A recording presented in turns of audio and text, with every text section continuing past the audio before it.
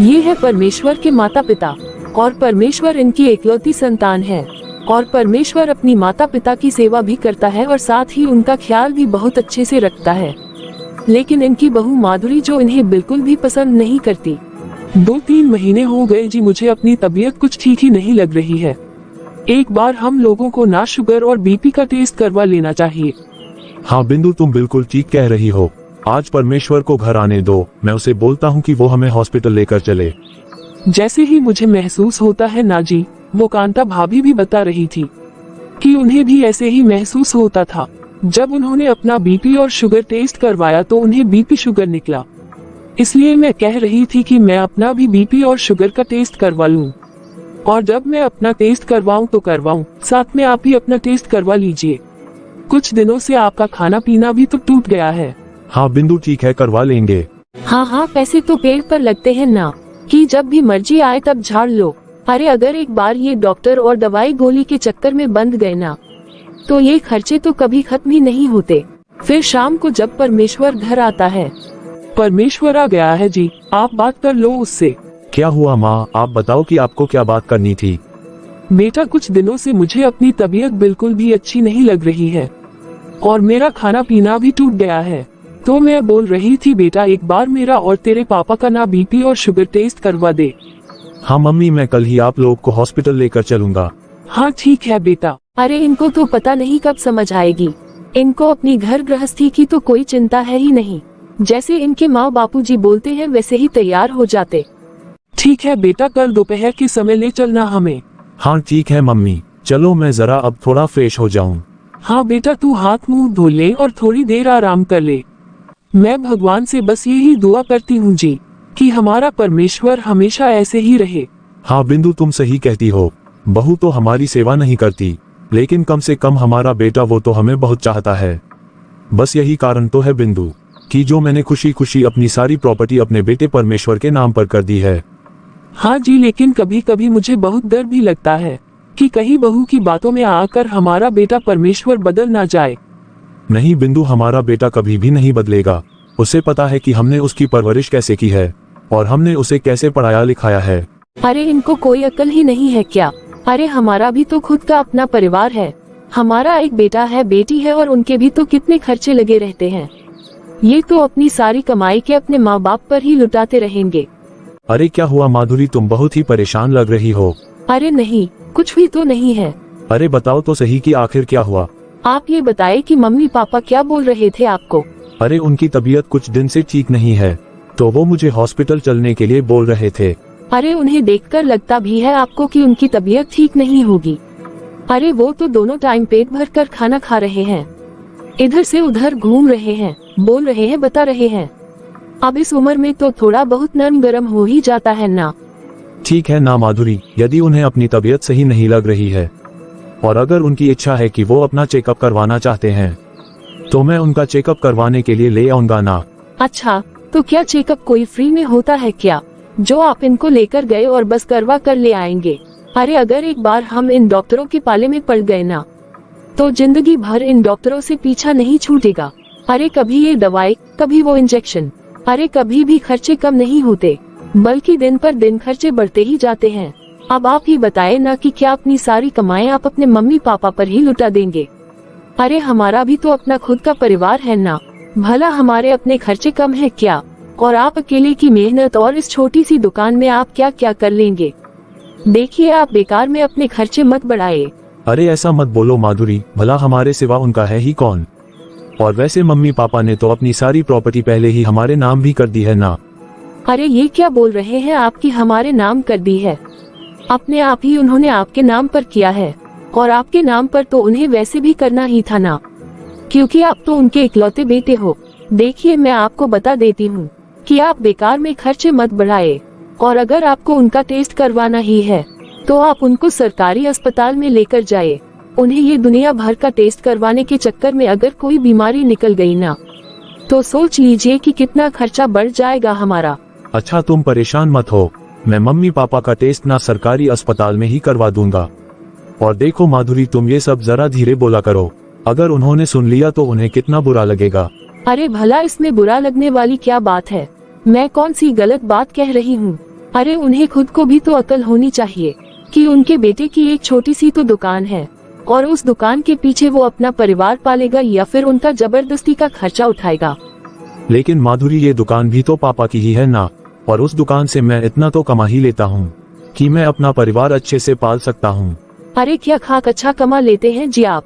पिछले 1 साल से मैं आपके पीछे लगी हुई हूँ कि मेरे लिए एक रानी हार बनवा दीजिए, लेकिन आप तो हमेशा यही कहते हो कि अभी बहुत खर्चा है, अभी तो कुछ प्रॉफिट नहीं है। मुझे तो लगता है कि आपकी दुकान में सिर्फ मेरे लिए ही प्रॉफिट नहीं लगता है। देखो माधुरी, ये सब बेकार के खर्चे हैं और तुम्हारे पास तो पहले से ही पर्याप्त जेवर है ना, तो फिर एक और जेवर बना के हम क्यों बेकार के खर्चे बढ़ाए। क्या कहा आपने कि बेकार के खर्चे? अरे आपने कभी राहुल की मम्मी के सेट देखे हैं क्या? अरे हर कार्यक्रम में वो अपने सोने के जेवर बदल बदल कर पहनती है, लेकिन मैं जिस दिन से इस घर में आई हूँ बस किसे पीछे उन्हीं जेवर को पहनती रहती हूँ। अच्छा ठीक है बाबा, मैं तुम्हारे लिए भी एक और हार बनवा दूंगा, पर देखो तुम घर में शांति का माहौल बनाओ। मुझे इस तरह का कलेश बिल्कुल भी पसंद नहीं है, ठीक है?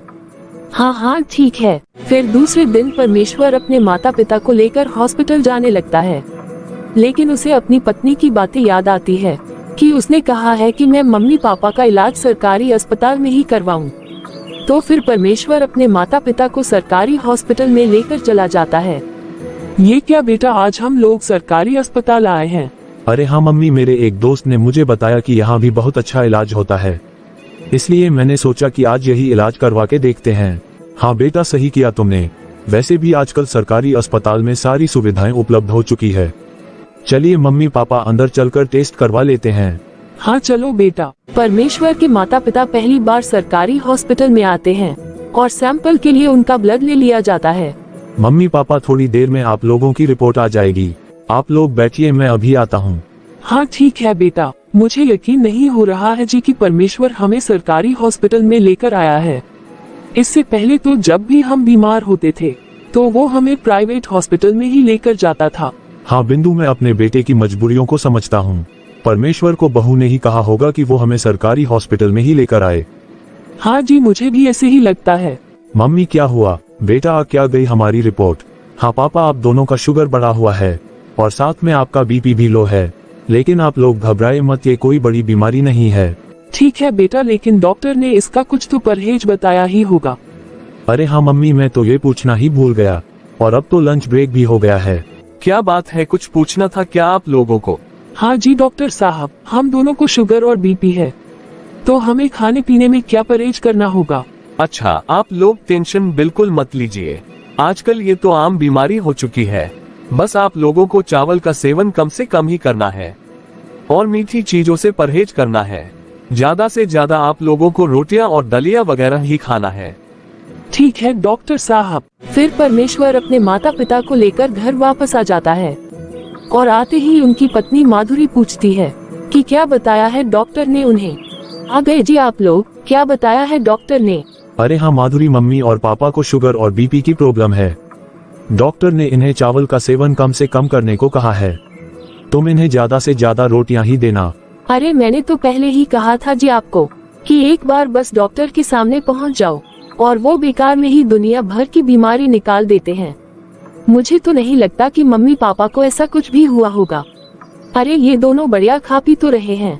अरे नहीं बहू, कुछ दिनों से मुझे और तुम्हारे पापा जी को बहुत ही अजीब सा लग रहा था। हम दोनों की ही तबीयत कुछ ठीक नहीं लग रही थी, इसलिए तो हमने टेस्ट करवाने को कहा था। तो फिर ठीक है, खाते रहिए आप ये दवाइयाँ और गोलियाँ। ठीक है मम्मी पापा, आप लोग समय समय पर दवाइयाँ खाते रहना, फिर देखिएगा आप लोग बहुत जल्दी ठीक हो जाएंगे। हाँ ठीक है बेटा। अच्छा, तो अब इनको सिर्फ रोटियां ही खानी हैं। अब मैं क्या इतनी गर्मी में बस इन लोगों को रोटियां ही सेक कर देती रहूं?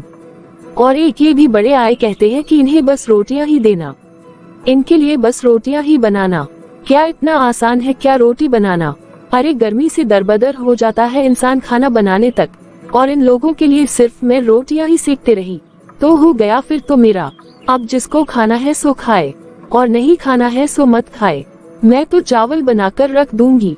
अरे मुझे समझ में नहीं आता कि ये एक बार भी अपनी पत्नी के बारे में नहीं सोचते कि इस घर में कोई काम वाली तो है नहीं। मैं अकेले ही इतना बड़ा घर संभालती हूँ और बच्चों को संभालती हूँ।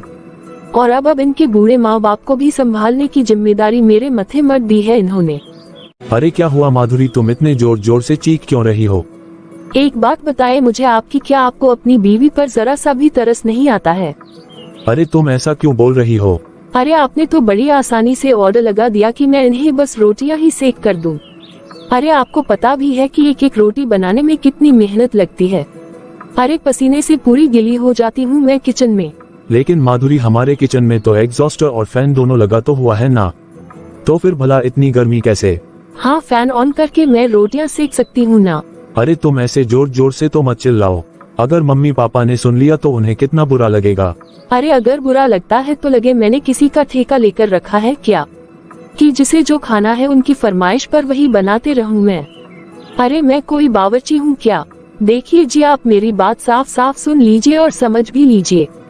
इतनी गर्मी में मेरे बस की बात नहीं है कि मैं बैठकर रोटियां बनाऊं और सबको खिलाते रहूं। इसलिए मैं रोज की चावल बनाकर रख दूंगी, जिसको चुपचाप खाना है तो खाए, अगर नहीं खाना है तो मत खाए।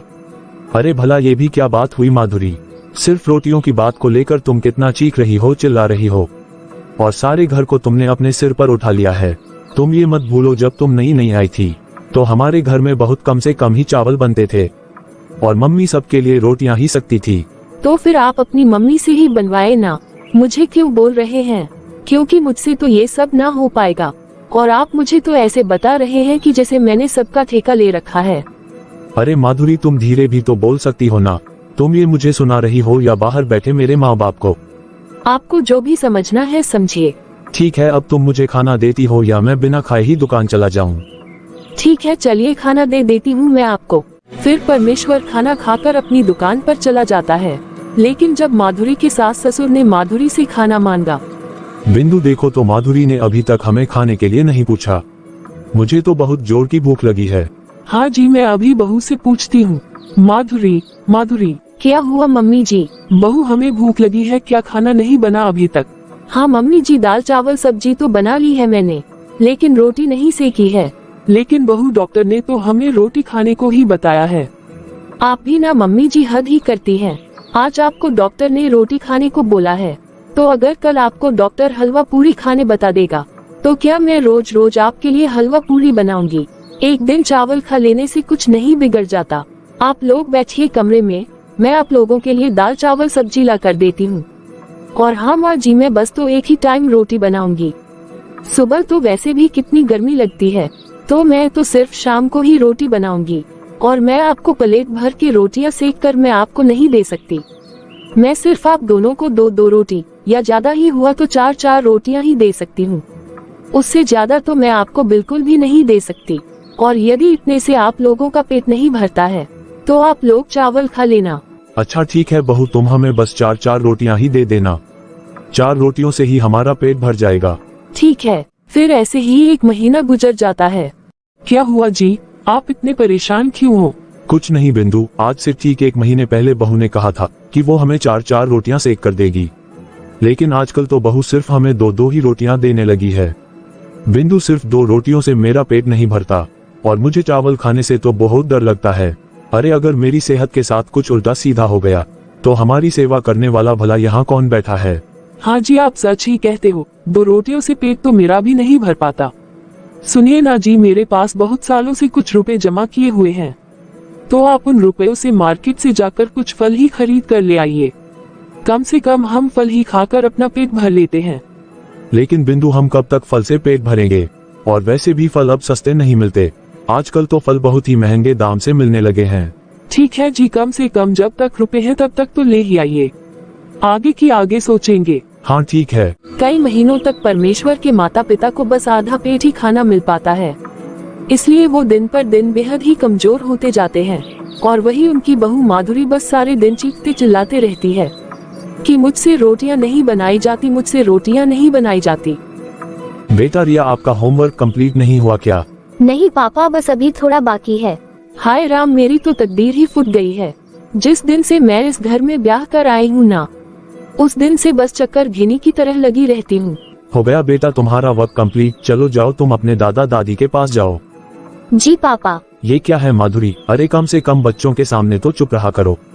अरे क्या चुप रहूं जी, आपके मम्मी पापा का तो पेट ही नहीं भरता है। अरे उन्हें कितनी रोटियां सेक सेक कर दूं मैं? क्या मैंने उनका ठेका ले रखा है? आप मेरी बात अच्छे से सुन लीजिए जी, अब मुझसे बिल्कुल भी ये रोटियां नहीं सेकी जाती हैं। ये क्या है माधुरी, मैं पिछले 5 महीनों से देख रहा हूँ कि तुम हर रोज रोटी बनाने के ही नाम पर घर में चिक चिक मचा कर रखती हो। और वैसे भी अब तो मम्मी पापा की उम्र भी हो गई है। अरे वो लोग कुछ दिन की ही तो मेहमान है। अरे कुछ दिन के मेहमान हैं तो क्या आपके मम्मी पापा सिर पर ही चढ़े रहेंगे? आजकल तुम कितना कलेश करने लगी हो माधुरी, बस हर बात पर चिक चिक ही करती रहती हो। एक रोटी की बात को लेकर बस पूरा टाइम तुम्हारा मुंह ही चलता रहता है। अरे क्यों नहीं चलेगा जी, जिसके हाथ पैर चलेंगे उसका तो मुंह चलेगा ही ना। अरे आपको क्या समझ में आता है भी या नहीं? जरा जाकर 4 रोटी बनाकर देखिए किचन में, आपको सब अच्छे से समझ में आ जाएगा। एक तो इतना बड़ा घर संभालो, बच्चों को संभालो, फिर तुम्हारे बूढ़े माँ बाप को भी संभालो। अरे बहुत ही परेशान हो गई हूँ मैं। मुझे तो लगता है कि मुझे कुछ दिन के लिए ना अपने मायके ही चले जाना चाहिए, और फिर आप खुद ही बना बना कर खिलाते रहिएगा अपने माँ बाप को गरम गरम रोटियाँ। सच में माधुरी, मैं घर की इस रोज रोज की चिक चिक से ना बहुत ही परेशान हो गया हूँ। मैं अभी मम्मी पापा के पास जाता हूँ और कह देता हूँ उन्हें कि उन्हें रोटियां खाने की कोई जरूरत नहीं है। अब जितने दिन की जिंदगी है उतने दिन जी लेंगे वो। हाँ हाँ जाए ना, तो फिर किसका इंतजार कर रहे हैं? आप जाकर समझा दीजिए अपने मम्मी पापा को कि अगर वो घर में सुख शांति चाहते हैं तो ये रोटियां खाने की ये जिद ना छोड़ दे और घर में जो भी बनता है वही खा ले। इस तरह से बेचारा परमेश्वर घर की चिक चिक से बहुत परेशान हो जाता है और वो गुस्से में आकर अपने मम्मी पापा के पास जाता है। मम्मी पापा, क्या हुआ बेटा परमेश्वर, सब ठीक तो है? बहू इतनी गुस्से में क्यों है? देखिए मम्मी, समय के साथ साथ ना इंसान को बदलना भी सीख लेना चाहिए। लेकिन क्या हुआ बेटा? अरे आप लोग गरम गरम चावल ही खा लेंगे तो भला आपको क्या नुकसान हो जाएगा? लेकिन बेटा पिछले 6 महीनों से तो बहू हमें सिर्फ एक रोटी ही तो बना कर दे रही है ना। और बेटा हम तो इतने समय से वो भी चुपचाप खा ले रहे हैं, और हम तो माधुरी से कभी भी कुछ भी नहीं कहते। अरे जिस दिन से आपकी बीबीपी और शुगर की रिपोर्ट आई है ना, उस दिन से तो मेरा तो जैसे जीना ही हराम हो गया है। अरे मेरा तो अब इस घर में आने का मन भी नहीं करता। जब देखो तब घर में बस आप ही लोगों का टेंशन बना रहता है। इसलिए आप लोग मेरी बात सुन लीजिए, आप लोग रोटी कम और चावल ज्यादा ही खाए, नहीं तो आप लोगों के खाने पीने की जिद की वजह से मेरी बसी बसाई गृहस्थी ही उजड़ जाएगी और माधुरी गुस्से से अपने मायके चली जाएगी और फिर कभी लौट कर नहीं आएगी। अरे आप लोगों की तो वैसे भी उम्र हो चली है, अरे आप लोगों का तो चल जाएगा, लेकिन मेरा सोचिए, मेरे छोटे छोटे 2 बच्चे हैं। इसलिए मैं आप लोगों से हाथ जोड़कर विनती करता हूँ कि कृपया आप अपने खाने पीने की आदतों में लगाम लगाए और वो जो देती है आपकी बहू चुपचाप वही खा लीजिए। और वैसे भी मरना आपको आज भी है और कल भी है। लेकिन बेटा मेरी बात तो सुनो। नहीं माँ, मैं कुछ नहीं सुनना चाहता। मैं आपको सच बता रहा हूँ कि मैं आप लोगों की बीमारी के कारण बहुत ही परेशान हो गया हूँ। देखा जी आपने, अरे मुझे कहीं ना कहीं इसी बात का डर था। देखा आपने कि आज हमारा बेटा भी बदल गया। अरे उसने तो एक बार भी हमारी बात को सुनना नहीं चाहा, और हम तो माधुरी बहू को बिल्कुल भी परेशान नहीं करते। वो जो हमें खाने में देती है वो हम चुपचाप खा लेते हैं। अरे पर गई ना आप लोगों के कलेजे को ठंडक। अरे आप लोगों की टेंशन की वजह से आज मेरा पति बिना खाना खाए ही दुकान पर चला गया। अरे पता नहीं कि आप कैसे माँ बाप हो जो अपने बेटे की खुशियाँ नहीं देख सकते। लेकिन बहू हमने ऐसा क्या किया है? क्यों आपको नहीं पता मम्मी जी? बड़े भोले बनने का नाटक कर रहे हो आप। अरे ये सब आप ही का तो किया धरा है। अरे आप लोगों की बीमारी की वजह से ही हमारे घर में इतनी टेंशन हुई है। अरे मुझे तो समझ नहीं आता कि न जाने आप लोगों को और कितना जीने का शौक है। आप लोगों ने इतनी दुनिया देख तो ली है। अरे घर में जो बनता है वो चुपचाप खा नहीं सकते क्या? बस जब देखो तब रोटी का ही गाना लगा के रखते हैं। अरे धिक्कार है ऐसे माँ बाप को। मुझे बहू की बातों का कोई फर्क नहीं पड़ता जी, लेकिन आज जो परमेश्वर ने कहा वो बातें सुनने के बाद तो जैसे अब मेरी जीने की इच्छा ही नहीं बची है। हाँ बिंदु, हमारे पास अपनी किस्मत को रोने के सिवा और कुछ भी नहीं बचा है। हाँ जी, हमारा तो एक ही बेटा था।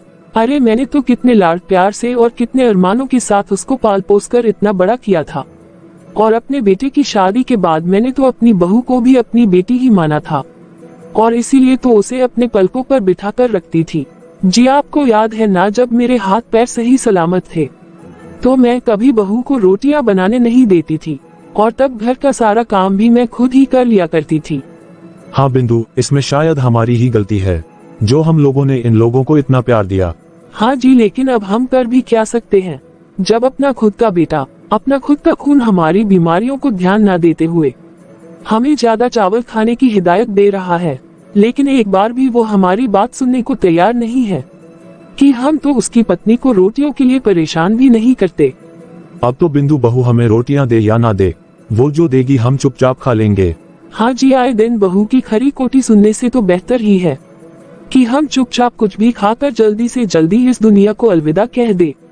भाभी भैया, अरे छोटी, तुम अचानक से यहाँ? क्या भैया भाभी, आप लोगों ने मुझे इतना पराया कर दिया है कि आप लोगों की तबीयत खराब है और आप लोगों ने मुझे एक बार बताना भी जरूरी नहीं समझा। अरे ऐसा कुछ नहीं हुआ है छोटी, बस थोड़ा सा बीपी शुगर ही तो है, बाकी तो सब ठीक है ना। भला हम तुझे क्यों बताकर बेकार में ही परेशान करते। रुको, मैं अभी माधुरी से कहकर तुम्हारे लिए चाय मंगवाता हूँ। माधुरी, माधुरी बहू तुम्हारी बुआ सास आई है, जरा चाय नाश्ता लेकर आना बेटा। ये और इनके पूरे रिश्तेदार ना जाने क्यों समय बेसमय आ जाते हैं मुझे परेशान करने। अरे तुम बुरा मत मानना छोटी, आज वो थोड़ा बहू का ना दिमाग खराब है, इसलिए उसने ऐसे ही बोल दिया। भाभी, आपको कुछ छुपाने की जरूरत नहीं है, मुझे प्रिया ने सब कुछ बता दिया है। क्या प्रिया ने? हाँ भाभी, एक दिन मैंने आप लोगों से बात करने की यहाँ फोन लगाया, तब आप लोग शायद हॉस्पिटल गए हुए थे और आपकी बहू माधुरी वो भी मार्केट गई हुई थी। तब प्रिया से मेरी बात हुई थी, तब प्रिया ने मुझे सारी बात बताई कि आप लोग यहाँ कितने परेशान हैं। बस इसलिए ही तो मैं यहाँ पर आई हूँ भैया। देखिए भैया, ऐसे आप हाथ पे हाथ धर के और लाचार होकर घर पर मत बैठे रहिए। अरे भैया, आप अपनी शक्ति का इस्तेमाल कीजिए ना, अपने बहू और बेटे को सबक सिखाने के लिए।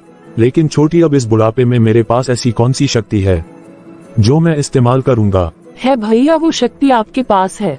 अरे भैया, वो शक्ति मेरे पास भी है और हमारी उम्र के सारे बुजुर्गों के पास है।